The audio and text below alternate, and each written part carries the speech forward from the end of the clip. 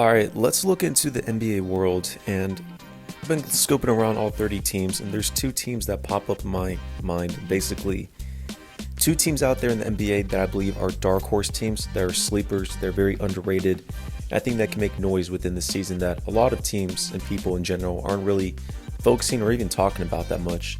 So, out of these two teams, let's cover each of them and let's jump right into it. So, at number one, this is going to be in the Eastern Conference.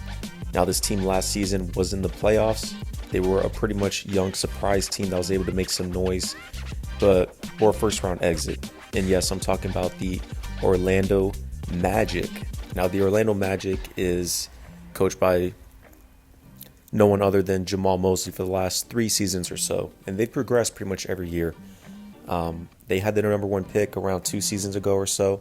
They were able to draft Paolo Banchero, and he was the rookie of the year, and we saw him as a young, energetic all-star to come into the game, kind of like a Blake Griffin type.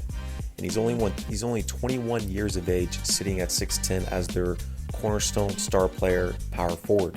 And he was able to get a all-star appearance. Now, we've seen the emergence of their young stud, Paolo Banchero, and as we're looking into his career, he came from Duke, number one pick, 2 seasons in the NBA, had playoff experience, and that team took the Cleveland Cavaliers to 7 games in the first round. Now, the Orlando Magic, as of last season, had a record of 47-35 in a pretty close Eastern Conference race. And they were able to finish off within the 5th seed. Now, even though they lost in 7 games to the Cleveland Cavaliers, it was a very close and drama-filled first-round series that didn't get too much airways on ESPN or TNT, but mostly on NBA TV.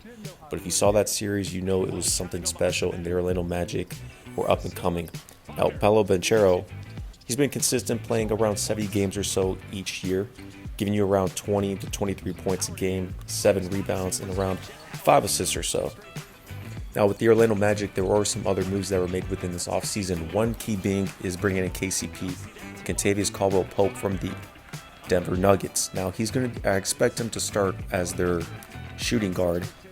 So that's going to be a big 3-and-D signing within their team, and another veteran to keep the young guys. KCP has 2 NBA championships, both within this decade of the 2020s.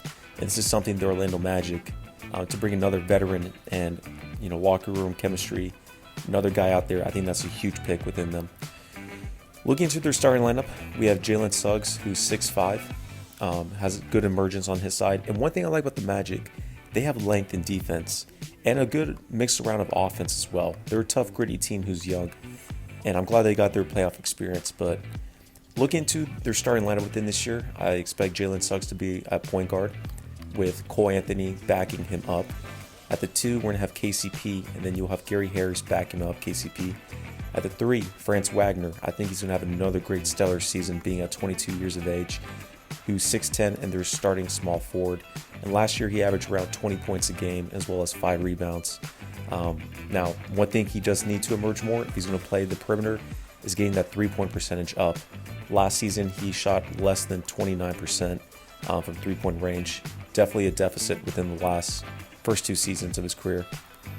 At the 4, Paolo Banchero, which Jonathan Isaac is questionable in trade rumors with the last couple of seasons or so. So let's see how that works and if he's still, injury prone or not. And then at the 5, you do have Wendell Carter Jr. with Mo Wagner backing him up. So this team has length, they have size, they have defensive grit, they have playoff experience. I just think the fillers they need to bring is just more veteran experience to help the young guys out and lead them to the right path. But I fully expect within the Orlando Magic, within this NBA season, along the hierarchy of the NBA Eastern Conference, I pretty much have the Boston Celtics, the New York Knicks, and the Philadelphia 76ers within the top 3 or so to finish this season. I expect the Orlando Magic to be around a 4th or 5th seed. Right now, I do have them predicted as my 4th seed at the end of next season. And I'm fully happy within that. I'm fully confident that's going to be the case. You do have other veteran teams out there that I don't have much faith in Eastern Conference, such as the Milwaukee Bucks, the Miami Heat. Who else is out there? Teams along that matter. The Indiana Pacers, I think, are kind of within that same tier with the Orlando Magic, so that could be a potential 4-5 matchup in the playoffs. But Overall, the Orlando Magic, man, they're going to have a stellar NBA season. They're young. I expect them to get even better within there. But definitely a sleeper team no one's really talking about. I believe the Orlando Magic are going to reach the second round of the NBA playoffs, barring any injury, anything like that, and a potential Eastern Conference Finals appearance.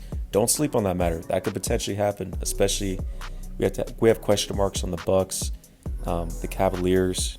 We have questions on, the 76ers, the Heat and such. So if it's not a Celtics, New York Knicks, NBA, Eastern Conference Finals, then potentially Celtics Magic or, Knicks Magic, etc., etc. My thoughts into that. All right, let's go ahead and shift over into the Western Conference. Now in the Western Conference, the second to last team I do have as a sleeper and kind of in that same mix within the Magic kind of territory is actually going to be the Houston Rockets. Surprise, surprise. Now, Houston, as of last year, they had pretty much a rocky kind of start and kind of middle part within the NBA season. They were able to flourish off and have a huge extension at the end of the season by finishing off at a 41-41 record, potentially making the play-in tournament, but weren't able to reach it within the very last couple weeks or so. But even though the Rockets were at a 41-41 record at 500, they were 11th seed. The West was a blood battle when you're looking at the whole landscape of things. Now, this was the first year Ime Udoka.